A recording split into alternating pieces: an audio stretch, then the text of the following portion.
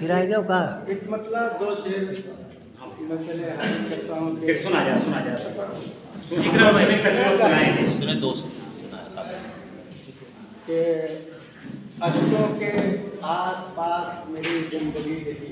के आस पास मेरी जिंदगी थी। अशकों के आस पास मेरी जिंदगी रही। होठों के आस पास मेरी जिंदगी रही। क्या अच्छा है फोटो अपनी जिंदगी रही। अशकों के आस पास मेरी जिंदगी रही। वाह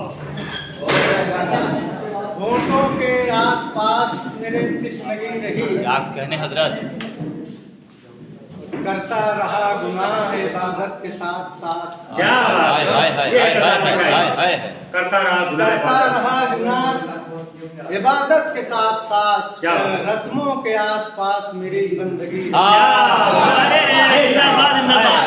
अरे क्या कहने फरार भाई वाह बहुत अच्छे दोस्त साहब फिर से कहें भाई वाह वाह वाह वाह।